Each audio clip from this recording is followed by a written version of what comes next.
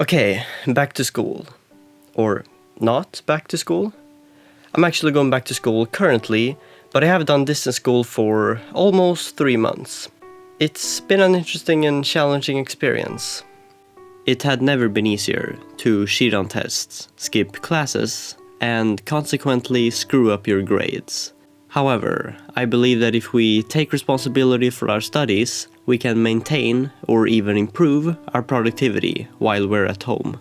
I think that managing distance school can be boiled down into 3 categories: study schedule, study space, and study system. I've successfully tried a couple of tips and tricks in these 3 areas, and in this video, I'm gonna share them with you. My school kept our original schedule, so I still had scheduled classes. If you don't have a similar system, you better fix a study schedule. Google Calendar is my calendar of choice. It perfectly syncs with my school accounts and across all my devices. So, how do you schedule properly? Well, my mentor told us this obvious piece of advice that you're not supposed to just schedule the deadlines.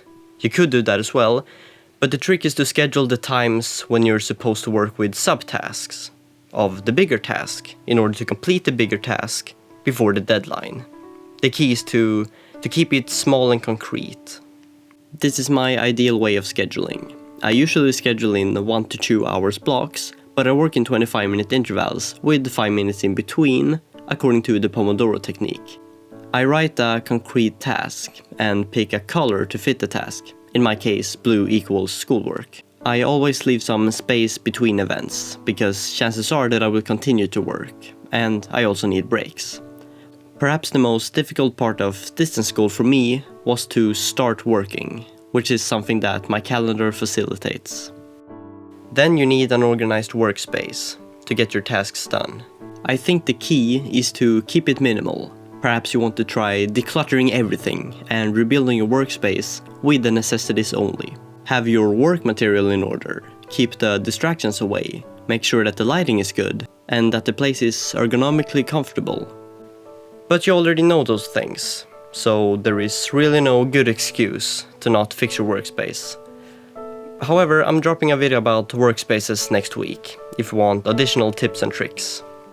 And if you want to procrastinate until then. If you do it now, I'll give you a cookie though. I'm tired, I should just stick to my script.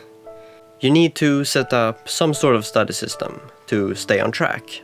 A good start would be to maintain your previous routines, if there are good routines, that will. For example, just because I didn't go to school, I wouldn't extend my sleep. I still aimed for 7.5 hours every night. Just because I was at home all the time, I didn't want to look like a sack of potatoes. I found that my changing clothes changed my attitude towards the seriousness of the work I did, and therefore my productivity. Just because my teachers wouldn't know if I would, let's say, play the best game in the world during class, I still resisted temptations, such as playing the best game in the world during class. Only at breaks. Actually, gaming, or whatever you find rewarding, could be the reward of a reward system that motivates you to work. For example, if I work X amount of minutes, I get to play Minecraft for Y amount of minutes. The most important part of my study system was a checklist system I tried for the first time. It's called the Eisenhower method, and it's about grouping the task into 4 different areas, depending on the urgency and the importance of the task. It gave me a great overview of the remaining tasks, and prioritizing what task to tackle next has never been easier. I prefer digital checklists, since they are so accessible. So for the Eisenhower method, I use an app called iKey, or IKE, which is an Android exclusive app, but there are equivalent apps for iOS as well. For checklists, I really recommend the Eisenhower method. Alternatively, I also successfully tested a system where you make tasks for the respective school subjects. In that way, I found it easy to stay organized when I was overwhelmed with work, because I knew what subjects to prioritize.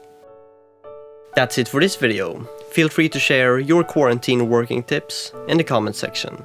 I have a video on how to study for tests, where I go through my other study tips, but I recommend you to learn to schedule properly, to fix your workspace, and to set up a study system before you try to streamline your work further. My final tip is to not get stuck in trying to boost your productivity to a degree where you don't actually do work. Believe me, I've found myself in that trap.